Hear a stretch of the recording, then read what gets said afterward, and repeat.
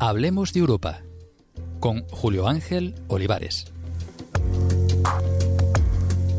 Saludos, iniciamos con esta la primera de las entrevistas que dentro de la iniciativa Hablemos de Europa realizará Uniradio Jaén, la radio de la Universidad de Jaén, a diversos invitados, 7 en concreto, profesores, profesoras de este centro educativo con los que departiremos sobre cuestiones específicas y muy interesantes, piedras angulares del presente y el futuro de los jiennenses, a tenor de los cambios y las propuestas que nos vienen de Europa. Precisamente en el horizonte, las elecciones al Parlamento Europeo el próximo 25 de mayo. ¿Qué se decide tal día y cómo hemos de implicarnos los y las jiennenses en el porvenir europeo para canalizar precisamente el nuestro? No podía ser de otro modo. Hemos considerado que la primera de las temáticas que debíamos poner sobre la mesa es el futuro del olivar y la política agraria comunitaria. Para hablar sobre ello nos acompaña Manuel Parras Rosa, rector de la Universidad de Jaén. Saludos y muchas gracias por aceptar nuestra invitación. Gracias a vosotros. Buenos días. También nos acompaña Eva Fernández, redactora de Uniradio Jaén. Vamos a comenzar con definiciones, más en concreto la que nos ocupa. Rector, ¿qué es o cuál es la política agraria común? Bueno, la política agraria común es la más vieja de las políticas comunitarias. Nace en el año 1962. Obviamente nosotros no estábamos ahí, sino que nosotros nos incorporamos en el año 1986 con la adhesión de España a las comunidades europeas. Y la política agraria lo que trata es de recoger todo el conjunto de instrumentos de apoyo a la agricultura, a la ganadería, a la pesca también, a todo lo que es el agro en Europa. Cuando nace la política agraria común, aunque es curioso que se le suele llamar también política agrícola común, es más correcto política agraria común, se trataba de garantizar el abastecimiento de alimentos para toda la población que entonces conformaba lo que era la Comunidad Económica Europea. Había, digamos que el objetivo fundamental era la seguridad alimentaria, no como la entendemos ahora, de productos inocuos, sino la seguridad alimentaria en el sentido de tener cantidad de alimentos suficiente que asegurase el abastecimiento de la población comunitaria. Ocurrió que la política agrícola hizo también los deberes que provocó excedentes además que tuvimos que subvencionar para que saliesen a niveles competitivos a otros mercados. Eso fue un pequeño fracaso de la política agraria común, de la PAC. Posteriormente se incorporó algo muy importante, que es la Agenda 2000, es decir, se incorporó el desarrollo rural, la PAC, que antes no existía, el tema de la sostenibilidad, del desarrollo de los territorios, sobre todo de territorios más desfavorecidos. Y luego, en el último tránsito, se aprobó lo que era el pago único, es decir, pagarle a los agricultores en función del conjunto de todas las actividades agrarias que tenía y no parceladas por sectores económicos. Y finalmente estamos ahora se acordó la nueva PAC 2014-2020, que entrará en vigor 2015-2020, con un paquete importante de fondos que todavía no ha quedado del todo cerrada. Digamos que la PAC ahora tiene dos pilares. El primer pilar son ayudas directas. ¿Con esto qué se pretende? Pues con las ayudas directas lo que se pretende es mantener la actividad agraria, mantener agricultores, mantener población en zonas rurales, el tema de la biodiversidad, la sostenibilidad, que haya un mercado que sea rentable para los propios productores, mecanismos de mercado dentro del primer pilar. Y un segundo pilar que es el desarrollo rural. El desarrollo rural lo que se trata es de que determinados territorios que tienen dificultades planteen proyectos de desarrollo del propio territorio. Es decir, se supone que hay una especie de demanda que surge en el territorio y de eso precisamente se embebece la PAC para realizar este tipo de reformas, ¿no? En el ámbito del desarrollo rural, sí.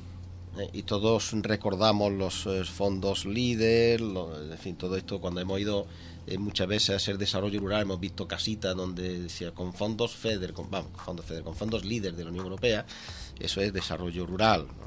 Es un elemento fundamental. Aquí creo recordar que son 8.000 millones de euros lo que va a haber en desarrollo rural en España. Esas partidas hay que cofinanciarlas, es decir, el Estado y la comunidad autónoma tienen que poner dinero también ahí. y eso se va a decidir que sea desarrollo rural. Ahí, en el ámbito de desarrollo rural, hay algo importante que afecta también directamente a nuestra universidad, y es que una de las partidas importantes ahora en desarrollo rural va a ser transferencia del conocimiento al tejido productivo, y por lo tanto ahí nosotros tenemos que ejercer esa tercera misión, que en realidad es la cuarta, que es la transferencia de conocimiento. Y el pilar 1 son ayudas directas, y esas ayudas directas se hacen de dos maneras: dando dinero contante y sonante, ayudas. Esta provincia recibe todos los años, llueva o no llueva, recibe aproximadamente 400 millones de euros, que para que nos hagamos una idea es más de 4 veces el presupuesto de nuestra universidad en olivar.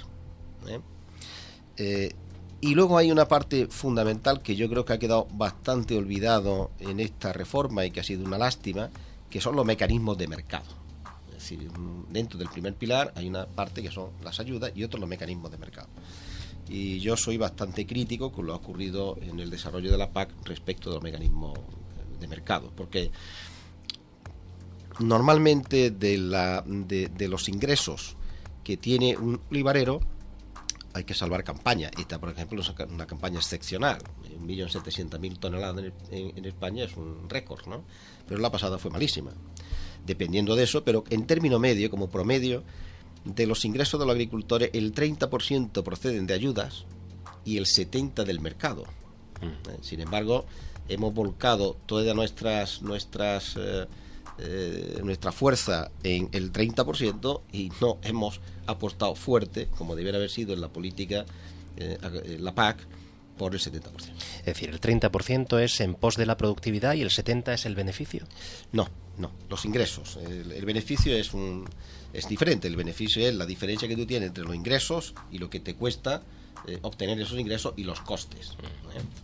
No, imaginemos un caso hipotético: un agricultor, un olivarero nuestro que tenga poco, pongamos 2 hectáreas de olivar tradicional, pues pongamos que son unos 200 y algo olivos, ¿no? Y esa hectárea es una hectárea de secano, es una hectárea buena, y este año ha tenido, 6.000 kilos de aceituna. El pago único es que, con independencia de los kilos de aceituna que tenga, con independencia de la producción, por lo tanto, tú tienes una ayuda. Esa ayuda, que pueden ser en torno, imaginemos por hectárea, unos 500 y pico euros, estamos redondeando y siendo medias, ¿no? Pues este señor recibiría 2.000, hemos dicho 500, recibiría unos 1.200 euros. Esos 1.200 euros son el 30% de sus ingresos. El resto de los ingresos es por la venta del aceite. El mercado. Y luego lo que gane es otra cosa. Lo que gane ya tiene que ver con lo eficiente que sea en la recolección, con lo eficiente que sea tal, y también con lo eficientes que seamos, o que sean las entidades que tienen que vender los aceites, para que esos aceites se vendan más caros que otros aceites de la competencia. Incidiendo en el día a día de nuestro pequeño agricultor de aquí de nuestra provincia, ¿es quizá esta nueva política agraria un paso atrás? Hay que ver las cosas con perspectiva. Es decir, cuando se empieza a negociar la política agraria, y aquí ha tenido un papel estas negociaciones han tenido un papel esencial el Parlamento Europeo. Por eso, ligándolo con las propias elecciones del día 25, el Parlamento ha tenido un papel esencial en lo que es la PAC. España, ahora veremos qué es lo que ha hecho, pero el presupuesto para toda la PAC en España se ha discutido en el Parlamento y la Comisión, eso que han llamado codecisión, se ha discutido ahí. Digamos que se ha trabajado lo que llaman esto es un tema muy técnico, los tríolos. Era, de un lado, la Comisión, de otro, el Parlamento, y de otro, los, digamos, ministros de Agricultura de los 28 países miembros de la Unión Europea. Cuando se empieza a negociar la PAC, se habla de una cosa que se llama tasa única, tasa plana, una tarifa plana, una especie de tarifa plana. ¿Qué significa? Oiga, en el año 2019 las distintas ayudas, porque ahora el olivar recibe una ayuda, el cereal recibe otra, el ganado ovino recibe otra, y aquí se reciben unas ayudas, aquí, pero por ejemplo en Castilla-La Mancha el mismo olivar recibe otras, y no digamos en Italia, o no digamos en Croacia, que se acaba de incorporar, o Portugal. Entonces, lo que se trata de converger, dice, vamos a tratar de que haya una convergencia y que todas las hectáreas reciban las mismas ayudas. Y entonces se hablaba de una partida de algo así como 200 euros. El olivar jiennense, como media, obtiene del orden de 600 y pico euros. Entonces, si uno planifica en función de dónde, qué palo nos podían haber dado y qué palito seguramente nos dará, pues entonces yo creo que el olivar, aunque eso está por cerrar todavía, el olivar no va a perder por la vía del pago básico, que se llama ahora, es decir, eso que hablamos del 30%, no va a perder grandes cantidades. ¿Está pues justificada la preocupación en el sector o es algo un poco excesivo? Yo creo que sobre el tema de las ayudas, la preocupación en el sector, yo creo que son excesivas. Queda por cerrarlas, pero se llegó a un acuerdo que era que nos quedemos como estamos. Sí, yo es una crítica que yo le hago a la PAC. Yo creo que esta PAC se debería de haber utilizado para hacer de verdad un cambio en el modelo de las ayudas. Aquí hemos apostado porque nos quedemos como estamos, es decir, el que tiene un olivar y tiene un olivar súper intensivo que produce 10.000 kilos de aceituna por hectárea, pues le hemos respetado ese tema. Y el olivar dependiente, que al final no ha quedado ni siquiera en las ayudas acopladas, pues también se ha conformado con que me quede como estoy. Yo creo que deberíamos de haber apostado por una PAC más verde, por una PAC más responsable, por una PAC con más contenido medioambiental y con una PAC más discriminatoria entre distintos tipos de olivares. Eso lo hemos soslayado, desgraciadamente, a mi entender, claro, esto es una opinión muy particular. Y en segundo lugar, yo creo que se debería haber apostado por una PAC que propiciase mejor los mecanismos de mercado, que garantizasen o que procurasen garantizar unos precios justos para los olivareros. Luego una PAC también en la que hay una parte que estaba muy interesante, que era lo que se llamaba el enverdecimiento, el greening, es decir, que todas las hectáreas destinasen una cantidad a la ayuda verde, y sin embargo luego al final lo que hemos hecho es un café para todos y el olivar en concreto ha quedado fuera. Se ha considerado que el olivar, cualquier tipo de olivar, cumple la ayuda verde, el greening. Yo creo que eso no es así, ¿no? Pero eso ha ocurrido. Yo creo que se ha perdido una enorme oportunidad para hacer una buena política agrícola común. Ojo, sin perder los recursos. Yo hablo de una cosa tenemos estos recursos, pero cómo se reparten los recursos y en cuál de las dos grandes patas del primer pilar, el pago básico y los mecanismos de mercado, incentivar mucho más y trabajar mucho más los mecanismos de mercado. Porque por mucha ayuda que nos den, si el aceite se vende a 1 y pico euros el kilo, pues seguiremos dependiendo enormemente de las ayudas, no dependeremos del mercado, y un sector que depende de la ayuda y no del mercado, un sector que le tocará morir dentro de 5, 6, 10 años. Hay que estar pensando en los consumidores, hay que estar mucho más orientado al mercado y menos a Bruselas. Yo hace muchos años dije una frase y la mantengo: el futuro de este sector no está en Bruselas, está en las cocinas, está en las sartenes, está en la restauración, y ahí es donde está el sector, ¿no? Entonces, la política agrícola común en ese sentido para mí ha sido decepcionante, y es verdad que queda todavía el cierre global, porque se ha hecho ahí una ingeniería o una especie de arquitectura para que la gente se quede como estaba, ¿no? Yo me hubiese gustado que hubiese habido traspase en algunos fondos en materia del olivar. Rector, por lo tanto, la voz del pequeño agricultor todavía no termina de calar, y el mercado quizás demasiados intereses creados.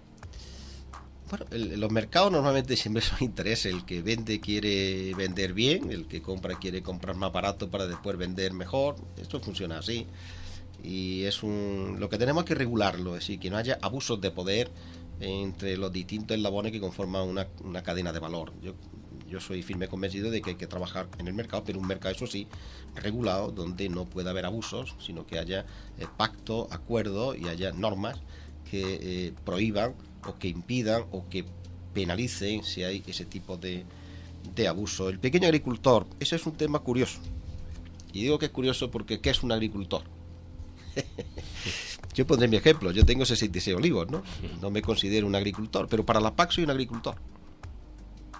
y recibo ayuda como el que más.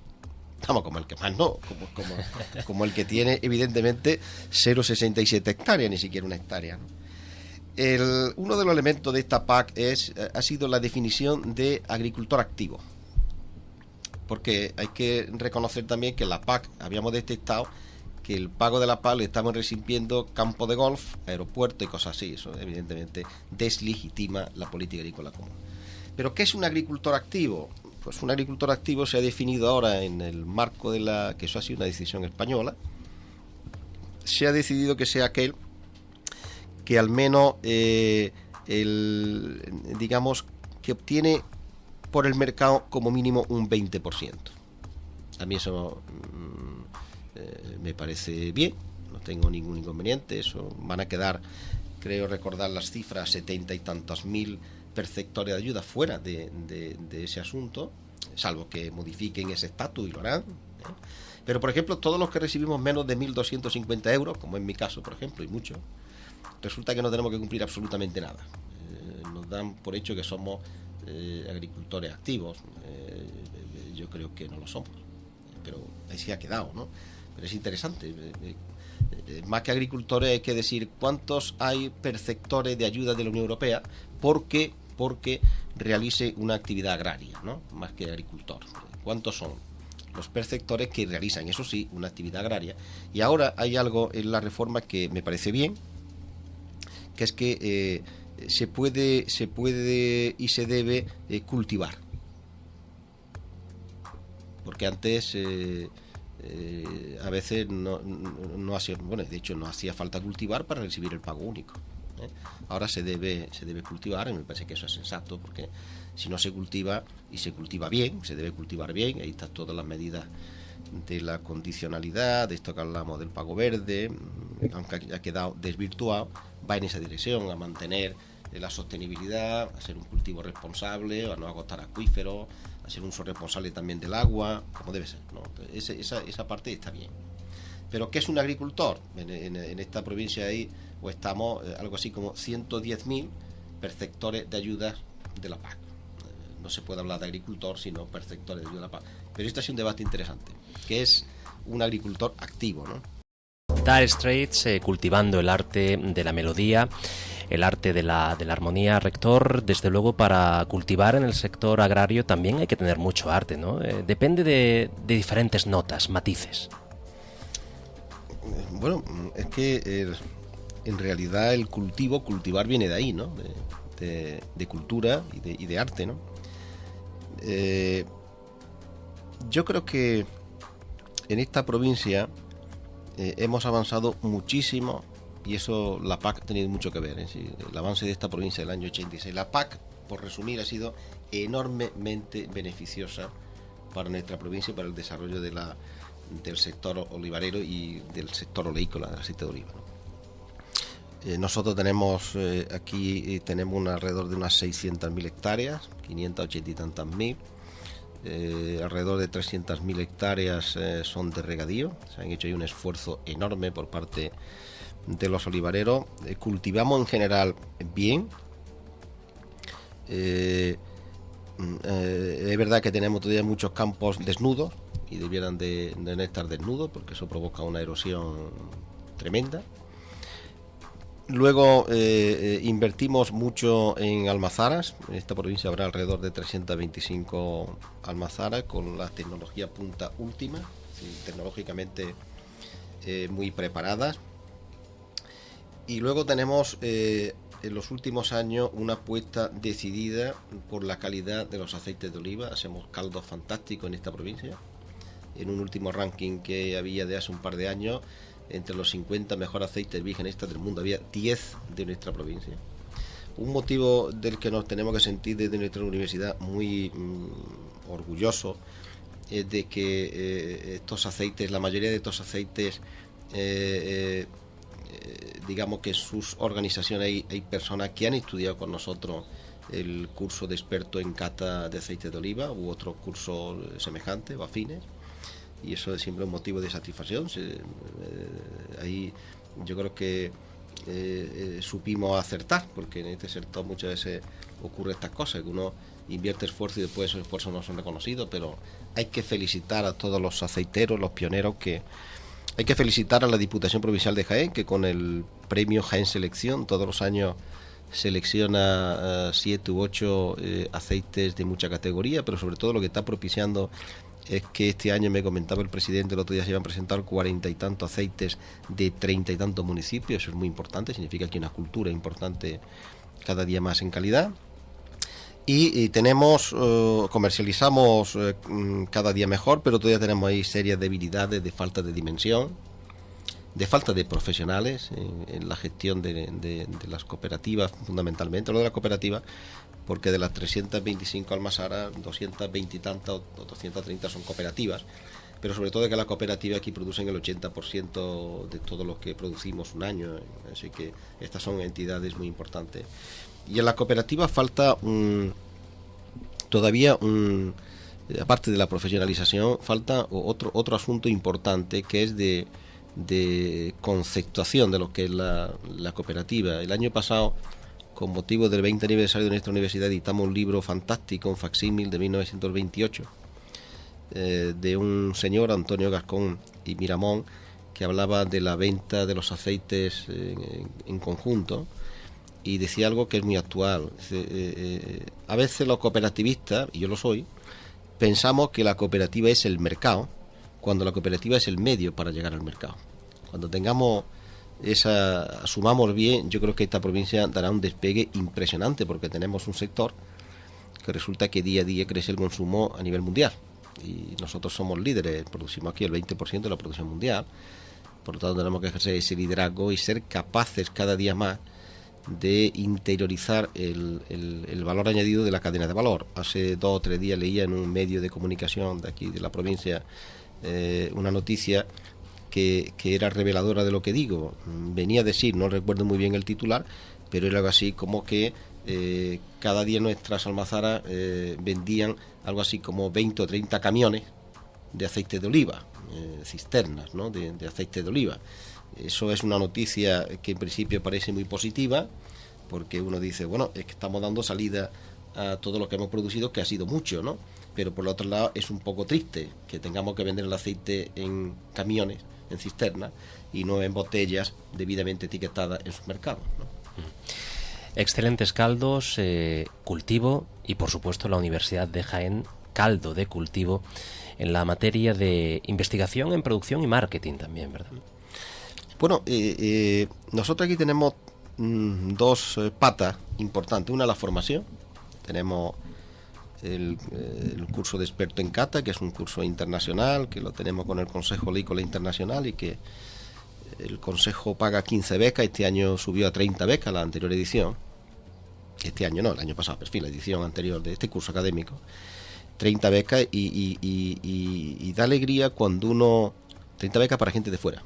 Luego están los de aquí de España, que también se matriculan, que desgraciadamente son muy pocos y de Jaén todavía menos. Pero da alegría cuando uno va por ahí a visitar otros países, los que lo invitan por el tema este de los aceites de oliva, y se encuentra uno que te dice, oiga, yo hice el curso de experto en cata en la Universidad de Jaén, ¿no? Y así nos hemos encontrado gente en Uruguay, o por ejemplo ahora una feria que se va a hacer en Brasil, donde el presidente de la Asociación de Productores de Brasil, que son muy poquitos, y hay muy poquita producción, aunque sí mucho consumo, es un señor que también estudió y es experto en cata por nuestra universidad, ¿no? Y luego tenemos el máster en oliva, aceite de oliva y salud. Hablo de posgrado, porque luego tenemos muchos cursos, y tenemos un doctorado también muy importante. De manera que ahí la parte formativa está cubierta, porque además luego participamos en muchos cursos, algunos de ellos que compartimos con la Universidad Internacional de Andalucía, en la sede de Antonio Machado, sobre distintas diversidad de temáticas relacionadas con olivar y aceite de oliva, como puede ser el tema de organización, o puede ser el tema de subproductos, de calidad, por supuesto, de marketing, de marcas, de denominaciones de origen, etcétera, etcétera.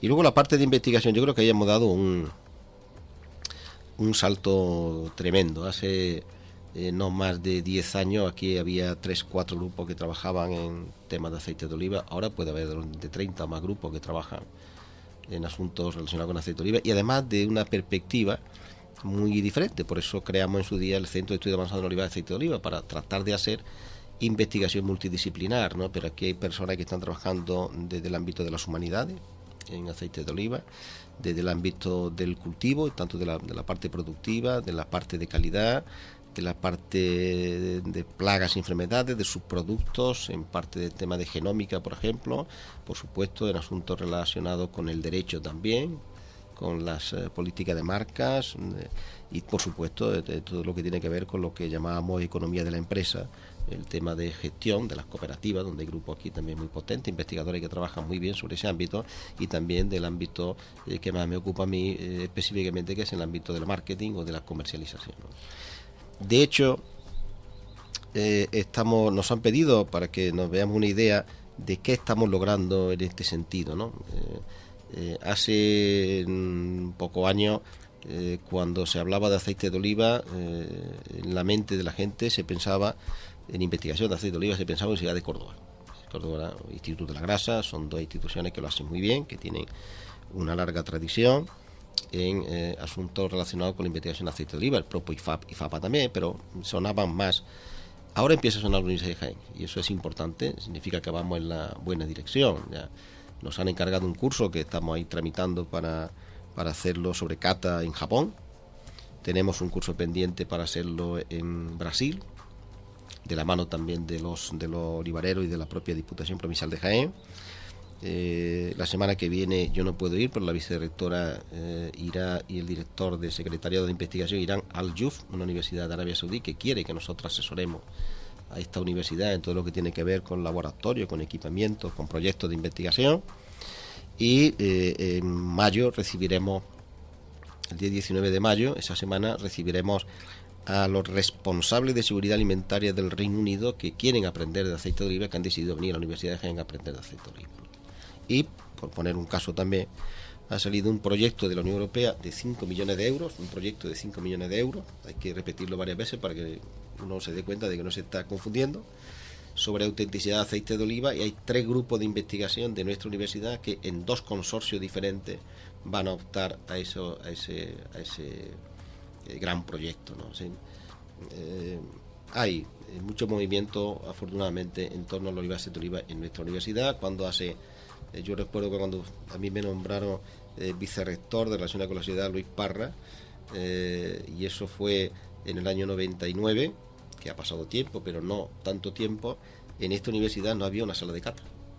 Entonces tuvimos que improvisar una sala de cata, y luego ya evidentemente esto se ha ido extendiendo al resto de los grupos de investigación. Ya digo que hay muchos buenos grupos, y sobre todo además que abordan temáticas muy diversas en el torno al Centro de Estudio Avanzado en Olivar. Exportamos muchísimo desde esta provincia, pero para exportar no a granel, sino exportar envasado, se necesita también crear alianzas estratégicas, empresas, aunque sean empresas incluso puntuales, para abordar determinados mercados con políticas de marca, ¿no? El asunto de la calidad, a mi juicio, está medianamente o bien resuelto. Eso se conoce perfectamente, cómo se puede hacer aceite de calidad, sabemos hacerlo, y otra cosa es que cada día tengamos que aminorar más los lampantes. Y hay que apostar también por la I+D maíz y la formación. Yo creo que son para mí los 3 elementos fundamentales. Y luego hay un hecho, y es darle una dimensión más territorial al sector. Hay que diversificar, pero yo creo que hay que diversificar desde el propio sector.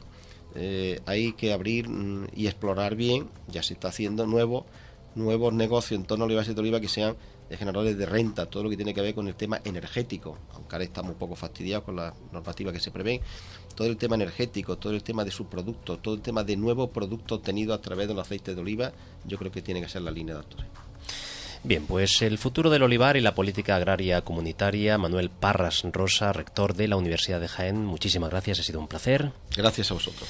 Gracias también a los oyentes por la atención, y les emplazamos a nuestra próxima entrevista aquí dentro de lo que es Hablemos de Europa. Ya estamos hablando de Europa. Nuestra invitada será Carmen Muñoz Rodríguez, profesora del Departamento de Derecho Internacional Público y Relaciones Internacionales de la Universidad de Jaén, y además directora del Secretariado de Formación Permanente. Hablaremos en ese momento, en ese caso, en esa entrevista, sobre derechos y libertades fundamentales dentro y fuera de la Unión Europea. Un saludo.